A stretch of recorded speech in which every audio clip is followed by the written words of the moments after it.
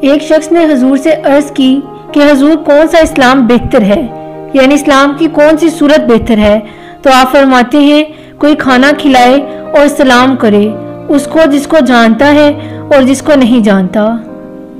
حضرت غوث اعظم اسی حدیث کی تشریح میں کہتے ہیں کہ آدھا فقر بکوں کو کھانا کھلانا اور ننگوں کو لباس پہنانا ہے۔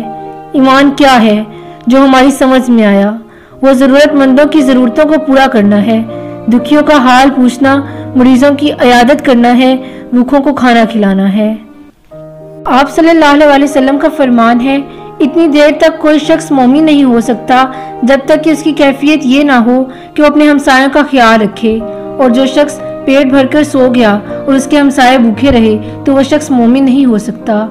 یعنی ایمان کی تکمیل اس وقت تک نہیں نصیب ہو سکتی جب تک اپنے اطراف کے لوگوں کی ضروریات کا خیال نہ رکھا جائے۔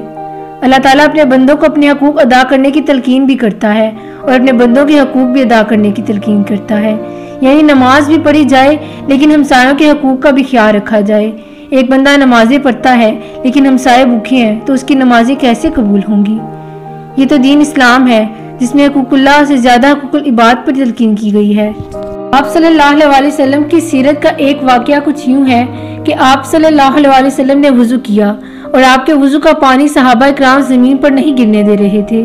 وہ وضو کا پانی وہ لوگ اپنے ہاتھوں میں لے کر اپنے چہروں پر لگا رہے تھے، اور جس کو وہ پانی نہیں ملتا وہ ان گیلے ہاتھوں سے ہاتھ رگڑ کر اپنے چہرے پر لگا دیتا۔ کائنات میں کسی نے کسی سے ایسی محبت نہیں کی جیسی صحابہ نے کی۔ فرمایا کہ تمہیں اس بات پر کس نے ابھارا کہ تم میرے وضو کے پانی کو بھی زمین پر نہ گرنے دو؟ تو انہوں نے کہا کہ اللہ اور اس کے رسول کی محبت نے۔ تو آپ کا فرمان ہے تم میں سے کوئی اگر چاہتا ہے کہ اللہ اور اس کے رسول سے محبت کرے اور اللہ اور اس کا رسول بھی اس سے محبت کرے تو اپنے ہمسائے کے ساتھ اچھا سلوک کرے اور نماز بھی پڑھے۔ اور یہی اسلام ہے۔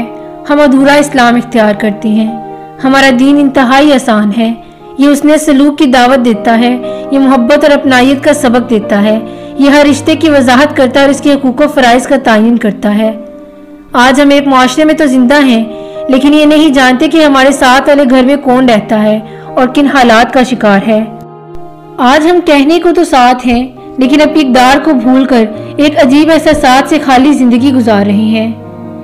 رحمتوں سے بھرپور زندگی گزارنے کے لیے ضروری ہے کہ ہم اس کی پیدا کی گئی مخلوق کا خیال رکھیں، اپنے ارد گرد کے لوگوں سے محبت کریں، اپنے ہمسایوں کا خیال رکھیں، ان کے حقوق و فرائض کو پورا کریں اور کسی کا بھی دل توڑنے سے گریز کریں۔